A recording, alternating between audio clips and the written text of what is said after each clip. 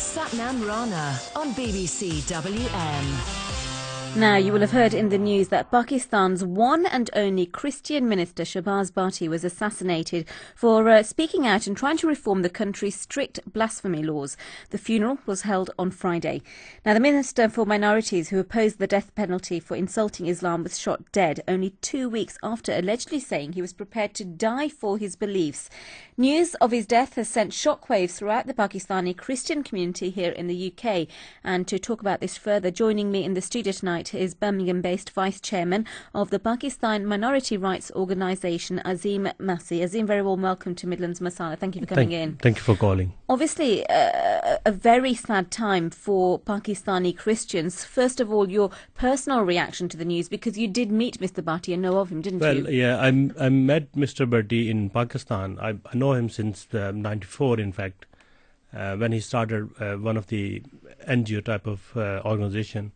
And my last meeting was in November 2010 in London, where he expressed that he will be killed because what he's doing, it's quite dangerous, and he know that because of the situation of Islamic militants and Islamic extremism in Pakistan, he know that he will be killed.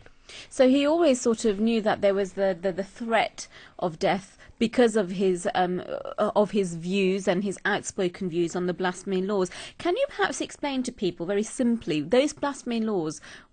What are they? Because there's much confusion about it, isn't there, and how they sort of manipulated by various politicians. Yeah, actually, blasphemy laws are in most of the countries, but in Pakistan they have put two more clauses.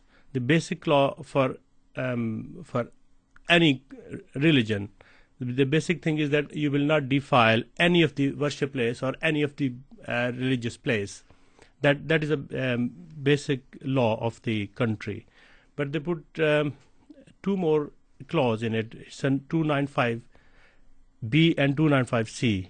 295B is that forbidding defiling the Quran, and C is forbidding defaming the Prophet Muhammad. So, if I will say simply that, what do you mean by defiling or, insulting or something like this? It's simply that if you are not Muslim and they will ask you, do you believe that Muhammad is a prophet? As a Christian, I have a different belief. I can't say that he's a prophet or not, but I will say I don't know. So if I didn't believe it, if I didn't say yes, it means I have defiled him already. So that's a blasphemy. You can explain it like this.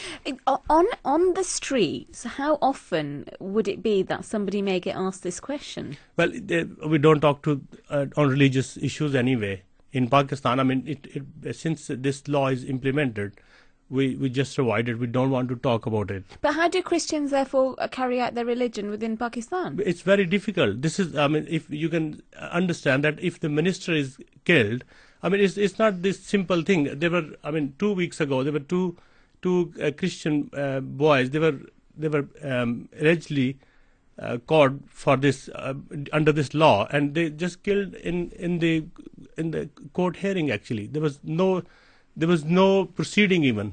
They just killed. They just opened fire on them. Of course, we don't know about that case. There are several cases. There are 100 cases like this. So, tell me, how much of a setback is this for your community as a Pakistani Christian community? How much of a setback is the assassination of Mr. Bhatti?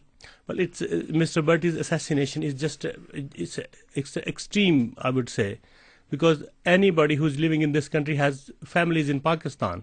And we know that, how much pressure they have. They can't protect themselves. It's a usual threat. And since so many years, we are fighting, we are asking them to repeal these laws, but nobody want to do it. Even this government, even ministers, one of the cabinet ministers, Shiri Rahman, she put up the petition and she has to take it back. It's too much pressure. Not only on Christians, even on the certain level of Muslims, they are afraid of talking about this blasphemy laws. I'm trying to sort of get a sense of, therefore, where this leaves not just the Christian community, but the other religious minorities in Pakistan. For example, I know there are Sikhs in Pakistan because there's the Gurdwaras where Guru Nanak Dev Ji was born. There is a Gurdwara there, and in Kana Sahib, that people do go to.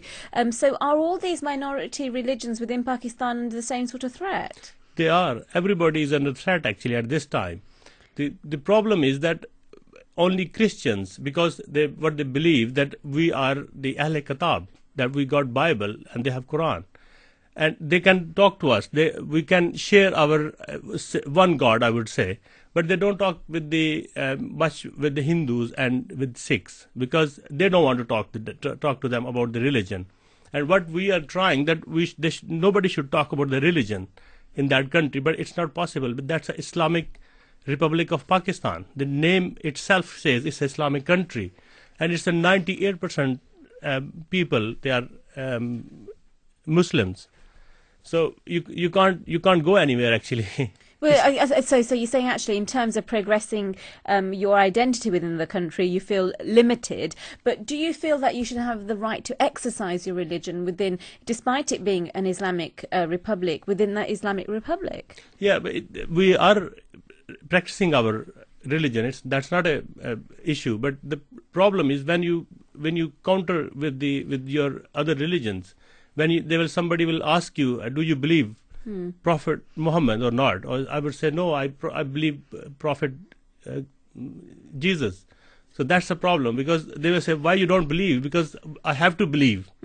And so it's enforcing beliefs on people. It's some sort of. If you heard about the recent case, the lady was blamed for the blasphemy, and she came on the television and she said she believed that Prophet Muhammad is a prophet, and she said that because she has no other words to say, actually, but otherwise they will kill on the street, or anybody they will kill in the street.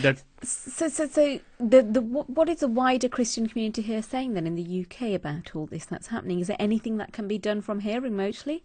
Well, we have arranged protests. We are doing vigilance. We are doing prayers, and groups are sitting together. We are just it's just so much frustrated. We can't do anything.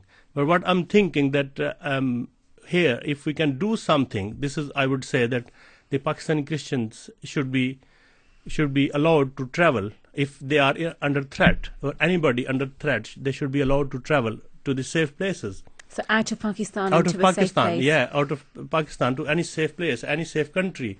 I mean, that's the immediate solution. What I'm thinking at this time. Right. But it's not a complete solution, because there are nearly 20 million minorities in Pakistan. So the long-term solution I can think that they might need to migrate in some place where there should be a majority of minorities of Pakistan, so they can govern themselves. If they can start a separate district or separate villages or something like this, or so they have the protection of numbers. Yeah, rather than spread out. This is what I'm thinking. That how they can protect themselves, because on the streets they will just, if somebody will ask you, we are avoiding. We don't want to talk about religion, but they will ask you, do you? They will not ask you actually, do you believe or not? They will say that you should become Muslim. In fact, you have no choice. Okay. We don't want to talk, but they will force you to talk something. So getting a bit of sentiment on what it's like on the ground for Pakistani Christians in Pakistan, and reaction there on Shahbaz Bhatti, the only Christian minister in the cabinet, his assassination, and of course funeral on Friday. Very sad time for Christians right across Pakistan and the UK, Pakistani Indeed. Christians. Azeem Asi, thank you very much for joining us here on Midlands Masala. I really appreciate you coming in and bringing to us the issues that are surrounding the Christian community in Pakistan as well. And indeed, if you want to react to anything you've heard, then I'd love to hear from you. You can text on 81333, start your message with WM tonight, and you can also call. Here's our number.